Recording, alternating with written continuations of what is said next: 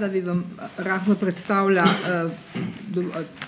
vrtnarstvo kot panogo, ki je pastorka v kmetijstvu in ki se ji premalo posveča pozornosti. Namreč vrtnarstvo je delovno in kapitalno zelo intenzivna panoga in v svetu ji posvečajo veliko pozornost. Poudariti moram, da ima Nova Slovenija strokovnjake, ki so sposobni preskočiti v drugačen svet na področju dela z zemljo in pridobivanja dohodka iz zemlje. In to je sigurno vrtnarstvo. Imamo interdisciplinarni tim v naši stranki, ki je sposoben popolnoma prevzeti kmetijsko ministrstvo in ga preoblikovati. V prejšnji vladi, ko je bil gospod Bajuk, on je bil agroekonomist, on je imel velik posluh za to in takrat so bile narejene tudi te telekarte, ki jih vidite, kjer so bile določena območja, kjer bi lahko vrtnarstvo zaživelo, ki ima vse pogoje, kjer so prioritetna območja, kjer so analize klimatskih pogojev in gledajte, katera so prioritetna območja, tista, ki so rdeča, tista, ki so oranžna, med njimi je tudi Ormoško-Ptujsko, Lendavsko, območje Krškega, območje južno od Novega mesta, potem je primorsko območje, Goriška in še tiste, ki so rumene, so tudi primerne za to območje. Ne? Če se navežem na moje dva sogovornika, potem je gospod Hrasta rekel, da se je zmanjšalo v zadnjih letih predelava na 1743 predelovalcev, imamo pa tudi 1740 hektarov površin pod vrtninami, se pravi, samo 1 hektar pride na predelovalca površin z vrtninami. Možno pa je v tej ljubi naši Sloveniji od 10 do 20 tisoč hektarjev površin usposobiti za vrtnarstvo, seveda s tem, da so pokrite z namakalnimi sistemi, pod drugačnimi pogoji in s hitrejšo pridobivanje dokumentacije, kot je pred mano že dr. Sok povedal. Problem v tem sektorju je, da je približno 80% ljudi brez ustrezne izobrazbe. In kaj smo sposobni pridelati na našem območju? Do 200 tisoč ton vrtnin smo sposobni pridelati. Velika napaka se pa tukaj dogaja, ker je hrana oziroma vrtnine so podvržene javnim naročilom. Vse šole in vsi zavodi, ki imajo državne koncesije, morajo imeti javna naročila in tukaj se pojavljajo trgovci z novci, prekupčevalci, ki lahko ponudijo po nižji ceni blago slabe kvalitete, brez porekla. In naši ljudje z blagovno znamko, z sledljivostjo teh vrtnin, s pridelavo na ekološki način, s pridelavo na integriran način, izostajajo in se ne morejo javiti na te razpise, ker njihova cena je malo višja kot od ostalih, ki si lahko privoščijo kupiti. Po noči vozijo kamioni iz Italije velike količine na naše šole in na naše zavode.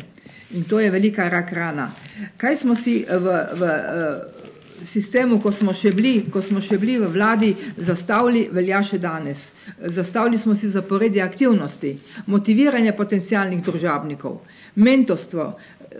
Zelo se obnese, moram reči, na najboljših fakultet, kjer ima vrtnarstvo zelo razvito, to je Mariborska univerza. Ljubljanska precej zaostaja za njo, zato ker zadnje leto nima kadra, ki bi bil sposoben povesti na tem področju. Bile so analize pridelave in demografskega stanja napravljene. Postavitev je bila pilotskega objekta. Sklad kmetijskih zemljišč je imel veliko razumevanje, da smo na Primorskem postavili pilotski objekt za 10 hektarjev, zato da bodo tam dnevi odprtih vrat. Vrtnarstvo se tam sploh ni razvilo, medtem ko hruškov nasad, ki smo ga jim praktično podarili, tudi še ni imel odprtih vrat za kmetovalce, tako kot smo si želeli. In če bomo prišli v vlado, vam povem, da na vsak način si bomo to prizadevali, da bo ta stvar zaživela.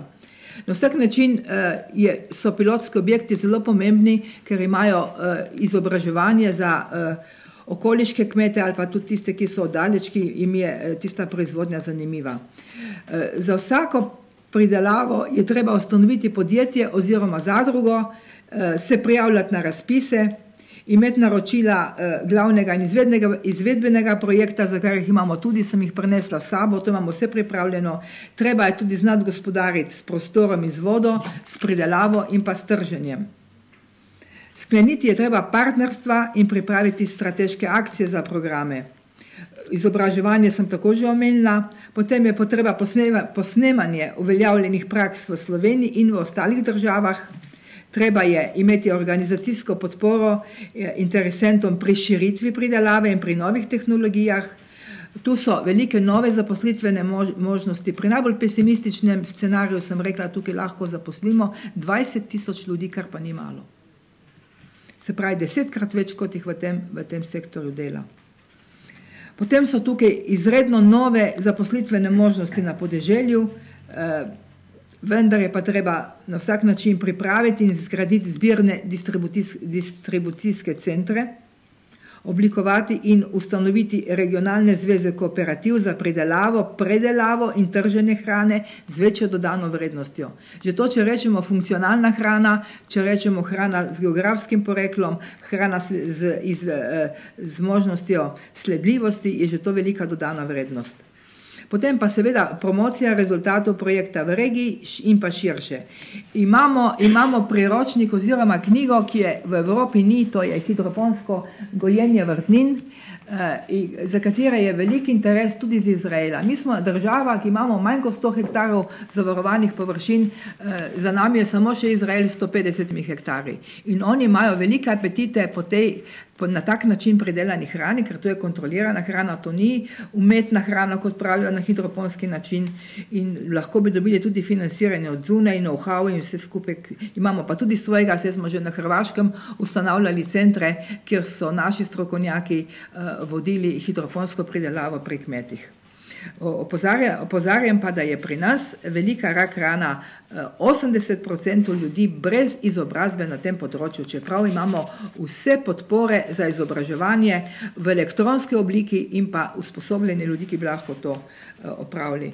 Še malo mogoče vas zanima, kaj od vsega naš narod najbolj letno porabi od vrtnin. Se pravi, 12,12 kg na osebo je zelja, kapusnic zelja. Se pravi, da smo narod revežev, da si ne moramo privoščiti izbranih vrtnin. To je tudi rak rana, da ne znamo teh vrtnin uporabljati v svoji kulinariki. Vsega skupaj pa je letna poraba vrtnin 80 kg na prebivalca, kar je izredno malo. Za tržne samooskrba je približno 70.000 ton, oziroma tako ocenjujemo, koliko dejansko je, sploh ne vemo. Koliko je samooskrba s prekupčevalci, tudi ne vemo, ker to je stihijski trg, to je siva ekonomija, kjer trgovci z novci veliko služijo. Se vemo, kaj se je zadnje čase dogajalo na tem področju. Potem bi pa še rada povedala, kaj vse smo pripravili, da bi lahko to področje zaživelo. Napravili smo analizo dosedanjih objektov in oceno stanja na podlagi obstoječe rabe prostora. Pripravljena je tipologija objektov, tako da kdor prijavi objekt na občini, ima pripravljeno tipologijo, kaj lahko prijavi z gradbenim dovoljenjem, kaj lahko brez gradbenega dovoljenja. Imamo tehnološke, ekonomske, prostorske in krajinske kriterije pri vključevanju vrtnarskih objektov v prostor. Potem imamo prostorske usmeritve za razvoj vrtnarstva oziroma lociranje rastlinjakov v prostor s prioritetnimi območji. Je tudi evidenca potencialnih pridelovalcev, vendar to panogo ne tikamo, zato ker da ne bi še tistih uničili, ki se sploh hočejo s tem ukvarjati. Potem so tudi globalne usmeritve, organizirane proizvajalce vrtnarske dejavnosti s nakazanimi možnimi rešitvami, opredelitev programa investicijskih vlaganj s konkretnimi predlogi v prostoru in pa predlog vključevanja gojenja vrtlin, okrasnih vrtnin s posebnimi tehnologijami, to je brezstalno gojenje na lokacijah kot obliko ekološke sanacije degradiranih in izrabljenih območij, kjer so glinokopi, gramoznice in ostala neplodna ali kontaminirana zemljišča. Vse to lahko ponudi naša stranka in se pravi, da smo edina stranka, ki ima tako razdelan program za vrtnarstvo in ki ga lahko tudi v nekaj letih udejanji v prostoru.